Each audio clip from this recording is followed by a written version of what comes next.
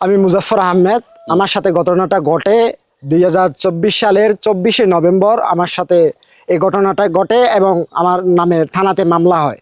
এবং কি হচ্ছে ডিসেম্বরের 26 তারিখ 2024-এ আমি কারাগার থেকে আমি জামিনে বের হই। এবং কি হচ্ছে আমার তখন ওই কারাগারে থাকা অবস্থায় আমাকে কোর্ট থেকে তখন ডিএনএ টেস্টের জন্য আবেদন করা হয় এবং আদালত এটা আমলে নিয়ে যায় এবং আমলে নিয়ে যাওয়ার জন্য 22/12/2024 তারিখে আমাকে ডিএনএ ল্যাবরেটরিতে মালিবাগে প্রেরণ করা হয়। এবং প্রেরণ করার পরে এই ডিএনএ রিপোর্টটা আসতে আসতে প্রায় মে মাস হয়ে যায়। মে মাসের 20 তারিখে ডিএনএ রিপোর্টটা আসে এবং 20 তারিখে আসার পরে তখন আমার পক্ষে এটা রিপোর্টটা আসে যেখানে আমি দোষী সাব্যস্ত হই না।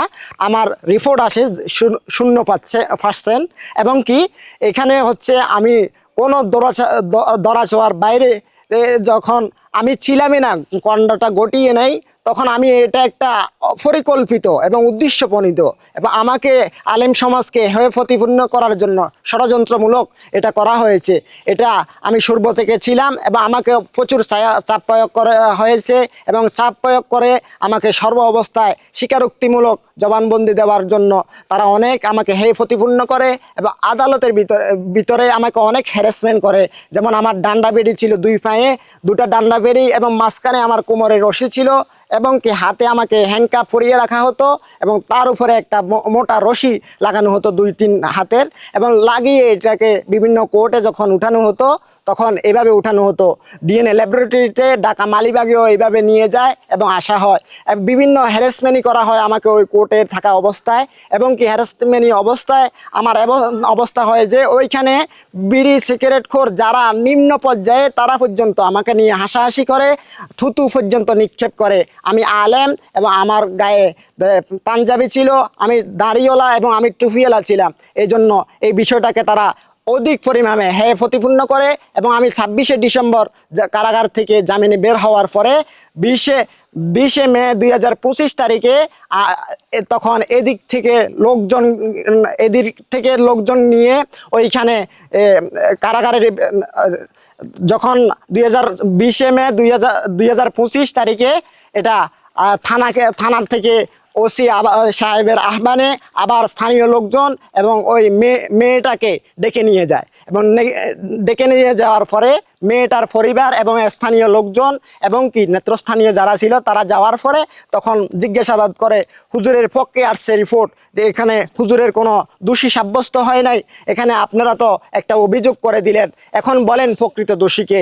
তখন এক পর্যায়ে পুলিশ মেয়েকে জিজ্ঞাসাবাদ করে, জিজ্ঞাসাবাদ পর্যায়ে নিয়ে যাওয়ার পরে 61 তার রেকর্ড দ্বারা 164 দ্বারা জবানবন্দি তার নেওয়া হয় এবং পরিবর্তিতে 22 দ্বারা জবানবন্দি নেওয়া হয়, যেখানে মেয়ে স্পষ্টভাবে স্বীকার করে যে সেখানে তার আপন বড় ভাই তাকে দর্শন করে এবং দর্শন করে বারবার করার পরে তার গর্ভবতী হয়ে যায়। এই কথা স্বীকার করার পরে ওই 20 তারিখ সন্ধ্যাবেলায় মোর্শেদ একটা ব্রিকফিল্ডের শ্রমিক ছিল, ওই শ্রমিক থাকা অবস্থায় কাপ্তান বাজার যেটা অবস্থিত খন্ডল হাই ব্রিক্সফিল, ওইখান থেকে বিকালবেলায় পুলিশ ওই মোর্শেদকে অভিযান চালিয়ে দরে গাড়িতে উঠিয়ে নিয়ে যায় থানায় এবং থানাতে প্রাথমিকভাবে জিজ্ঞাসাবাদ করলে মোর্শেদ এই বিষয়টি স্বীকার করে বোনের সাথে তার সম্পর্ক ছিল এবং এই সম্পর্কের কারণে তার এই যে গর্ভ অবস্থায় হয়ে যায়। এমত অবস্থায় তার এই জিজ্ঞাসাবাদটা অ্যাকুরেট হওয়ার জন্য, শিওর হওয়ার জন্য তখন মালিবাগ সিএনএ ফরেন্সিকে প্রেরণ করা হয়। প্রেরণ করার পরে তাদের এবং ওই বাক্কাল ছাওয়া শিশু বাচ্চাটা জান্নাতুল ফেরদাউসের ওই স্যাম্পল রাখা হয়। 3টা স্যাম্পলকে অ্যাডজাস্ট করে মিলকরণে তখন বাইয়ের নামে 99% মিল পাওয়া যায়, সম্পূর্ণ বাইয়ের নামে মিল পাওয়া যায় এবং কি মিল পাওয়ার পরে বাইকে আজ পর্যন্ত বাইটি এখনো কারাগারে আছে। আমার একটা মাত্র সন্তান লেখাপড়া করাইছি স্যার, আমার আর কিছু নাই সম্পদ। এই জায়গা কুদ্দুরে আপনার ছিল, এই লেখাপড়া করা আমরা কামাল ফাঁস করাই, কামালে পরীক্ষা দিছি, আমরা অনার্সে পড়তেছি। আপনার এই মমতি করি অল্প পয়সা বেতন পাই, 6,000 টাকা বেতন পাই, টাকা দিয়ে আমরা সংসার কিছু চলানি। আমার এক মেয়ে আপনার সেখানেও ক্ষতিগ্রস্ত হয়েছি। এই কেস মকদ্দমা ফেলায় আমার ছেলের ব্যাপারে আমরা কান্দাকারি করি। এই উকিল ধরে আপনার এই জায়গা সব বিক্রি করে এলেছি। এই মামলায় আপনার তো অনেক অর্থনৈতিকভাবে আপনি ক্ষতিগ্রস্ত হয়েছেন। আমি ভিক্ষা করা ছাড়া আমার এখন আর উপায় নেই। আমার গর্বিটা বিক্রি করে এলেছি। দর্শক, একজন বাবার কান্না দেখেন, একজন আলেম ইমাম পিতার কান্না, সেই কান্নাটি আপনারা লক্ষ্য করছেন। এই অবস্থায় আছি ভাই, আমরা গেছিলাম আমার ভাই সব। দর্শক, এই ঘটনাটি যখন আমরা মিডিয়ার মাধ্যমে প্রচার করতে যাব, এই ঘটনাটি মিডিয়ার মাধ্যমে প্রচার করতে গেলে মিডিয়ার গণমাধ্যম কর্মীদের কয়েকজন আমাদেরকে যেটা বলেন সেটা হচ্ছে যে এটা সামাজিক অবক্ষয় জনিত কারণে এটা প্রতিবেদন করা যাবে না।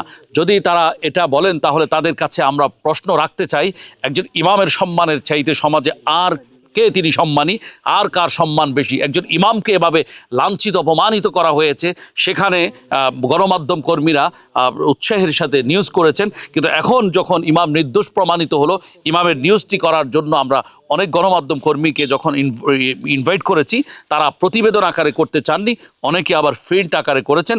যারা এই নিউজটি প্রকাশ করেছেন ইমামের ইজ্জত রক্ষার সাথে, তাদেরকে আমরা সাধুবাদ জানাচ্ছি। এখানে আরও অনেকে আমাদের সাথে যুক্ত হয়েছেন, এখানে অনেক মুরব্বীরা আছেন। এখানে আমরা যদি কথা বলতে চাই যে আপনার কি নাম? আপনার নাম? আমিনুর রহমান। এদিকে